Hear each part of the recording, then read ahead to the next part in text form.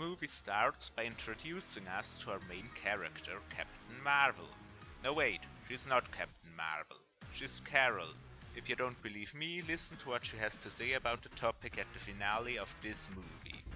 My name is Carol. In the first scene, we see that Carol is woken up by a nightmare about a Skrull shooting a woman. We learn that she's on Hala, the capital of the Kree civilization, and that her dreams are reoccurring. She challenges her commander Yon-Rogg to a fight. He has the upper hand in the battle because, according to him, she lacks control over her emotions and is held back by trying to remember her past. He tells her that humor and anger are a distraction, which appears to be true given that he counters her attacks and pushes her back. Carol can't beat him on equal footing, so she uses her superpowers to blast him a few meters through the room. Good that the blasts follow the MCU rules and can only destroy inanimate objects and not flesh and bone, or the poor guy would have been killed for accepting the request of a training match.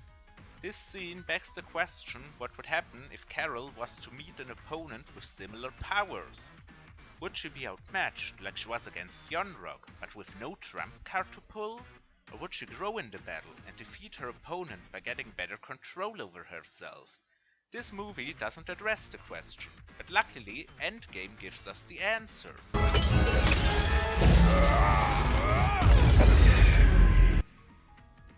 Well, not the development I was hoping for, but I'm sure it will get better in Captain Marvel 2. Anyway, because Carol didn't follow direct orders and let her emotions get the better of her, she is sent to the Supreme Intelligence. But before that, we get the exposition that the Supreme Intelligence takes a form based on the subconscious of the person seeing them. Yes, the Supreme Intelligence uses they-them pronouns. We also find out that Carol believes Yon-Rogg gave her her powers. Okay, why would he give her the powers instead of himself, given that he has better control over his emotions than she does? Doesn't that seem a teeny tiny bit weird to you, Carol? Maybe he isn't telling the full truth. Oh, and Yon-Rogg, don't tell her to think when you're telling her lies that fall apart the second one thinks about them. Oh, spoiler I guess, the Kree are actually the baddies. In the next scene, a title card explains that we are now where the Supreme Intelligence resides. Thanks, movie. I would have never figured out that Carol goes to the Supreme Intelligence in the scene after she was told to meet them. Anyway, after a short sequence of tentacle snuggle, Carol is in the virtual world of the Supreme Intelligence. The Supreme Intelligence appears as the old woman from her dream earlier. Seems she was very important to Carol. The Supreme Intelligence claims that Carol's commander insisted that she was fit to serve. Wait, what? Her commander Yon-Rogg, who sent her to the Supreme Intelligence because she can't keep her emotions in check and attacked him with her powers despite being explicitly ordered not to and claimed she is not using her head, thinks she's fit to serve. From what I've seen so far, I was under the impression he'd insist that she needs more training before being ready to serve, but I guess my expectations were brilliantly subverted. Anyway, the Supreme Intelligence repeats Yon-Rogg's talking points about her not being in control of her emotions, explains that the shape-shifting Skrulls can infiltrate Kree planets to take them over, says it's probably a mercy that Carol doesn't remember her past, and explains that they, sorry for misgendering you Supreme Intelligence, can take away Carol's power at any time. Okay, if you have the ability to suppress her powers, why won't you do it if you think Carol is not in control of her emotions? Here on Earth, we won't even give a gun to people who are not in control of their emotions. Isn't the Supreme Intelligence supposed to be smart? I guess not, considering that their speech about Carol's flaws ends with them giving her her first mission. Carol boards the ship with the other Star Force soldiers and makes a funny joke. Has a Skrull ever simmed you? Once. It was deeply disturbing. Why? Because I stared into the face of my mortal enemy, and the face staring back was my own. Maybe if you were more attractive, then it would be less disturbing. Nobody laughs, which makes sense given what Yon-Rogg told us earlier. Humor is a distraction. But why would the response of the other warriors look like this? You think you're funny, but I'm not laughing. You never laugh. I laugh on the inside. I'm not doing it now. It's funny because, objectively speaking, you're quite handsome. Oh, thank you. A culture that sees humor as a distraction wouldn't criticize someone for not laughing, or argue about why something is funny. Or is humor being a distraction just Yon-Rogg's personal opinion? If it is, why does half of his crew disagree with his position? Wouldn't he hire people that won't give in to something he perceives to be a distraction? Yon-Rogg comes in and explains the mission. A Kree spy called Solar sent a signal that the Skrulls have invaded the border planet Torfa. But the Skrulls intercepted the signal and now Solar's cover is blown. Now Starforce needs to save him before the Skrulls kill him and gain the 3 years of intelligence he collected. Their plan is an airstrike on a Skrull stronghold on the southern hemisphere of Torfa by the Accusers. Great, that means Ronan the Accuser, who was also a Kree, doesn't actually have an epithet, it was just his military rank. While Starforce goes to the northern hemisphere where Solar is and save him. It is not explained how the bombardment of the southern hemisphere will help Starforce, but maybe it's supposed to be a distraction? Yon-Rogg also insists that they are not to interfere with the Torfans. I guess bombing Torfa doesn't count because they bomb a place where they know only Skrulls are? Otherwise that line would be incredibly stupid. When Starforce arrive at the planet, they track Solar's beacon. So we are supposed to believe that the Skrulls only managed to intercept the signal, but not track the beacon, and nobody in Starforce finds that odd.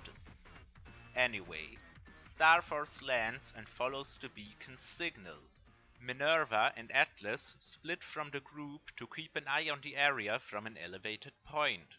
For a few seconds I thought we might see smart military tactics, but after Yon-Rogg continues to advance despite losing contact to Minerva and walks Starforce into an area he acknowledged was perfect for an ambush after Carol says she will walk in alone if he won't, I finally understood why the Kree view a stupid computer as a supreme intelligence. Can I point out that Carol's stupid plan of going in alone is superior to Yon-Rogg's plan of everyone going in, because it's better if one team member is ambushed than the entire team? The creators really should have highlighted that. It's one of the few times Carol is smarter than the guy she's lecturing. Anyway, Atlas leaves his post to warn Yon-Rogg and the others that a group of Torfans advances and is about to intercept them, while Carol separates from the group and sees another Torfan pointing her into the direction of some kind of hole or tunnel. Carol, you are on a planet of hostile shapeshifters, and a person you don't know points you into a certain direction. Do you A. Not follow the lead, B. Tell your teammates where you are going before following the lead, or C. Walk in alone and tell nobody like a fucking tard? I take C like Carol. Please take A like Arset or B like bitch instead. And no, I don't mean tell them so they walk in with you into a potential ambush, I mean telling them so they know where you are in case it is an ambush so they can keep an escape route open. Meanwhile the locals have reached Yon-Rogg's group and shout at them. Minerva is about to shoot a Torfan when Atlas pulls on her weapon and says she shouldn't shoot them, since the Torfans are just upset because they are starving. Minerva realizes that Atlas is a Skrull when she sees the real one down with Yon-Rogg. A fight erupts, she kills him and begins to shoot at the locals who turn out to be Skrulls too. This leads Yon-Rogg and the rest of Starforce to massacre dozens of disguised Skrulls, who don't stand a chance against 5 Kree. Okay, let's think about this.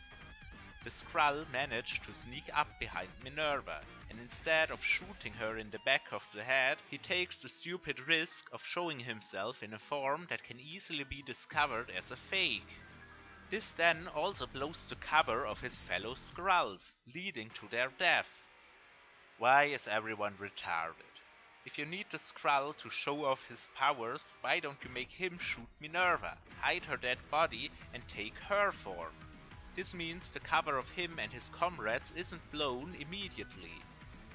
But then you would have to make the Kree smart too, so they can counter the infiltration of their team, and good writing is hard.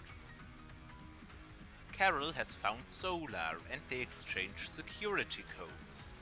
When Carol gets a warning call from Yon-Rogg, Solar tases her and says he wants to know her secret. It appears Solar was a Skrull from the start, or was replaced by one because the Skrulls tracked Solar's beacon and captured or killed him. Sadly, this creates a new plot hole. It was Carol's first mission, so the Skrulls had no way of knowing that Carol, the person they specifically targeted, would come. "But Weeb," I hear Strawman say, "isn't it obvious that a Skrull spy invaded the Kree homeworld, found out that Carol would come, and reported it?"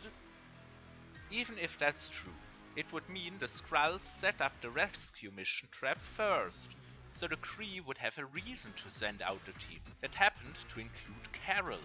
And a Skrull spy reported that out of the hundreds or thousands of existing Kree warriors, the one they were actually trying to capture would come. Talk about lucky. Or am I supposed to believe that the team was already decided before the Kree knew what kind of mission the team would work on? Because that's the only way a Skrull spy could know that Carol would come before the rescue mission trap was set. I mean, surely not even the Kree would be incompetent enough to not send the team most qualified to deal with the situation.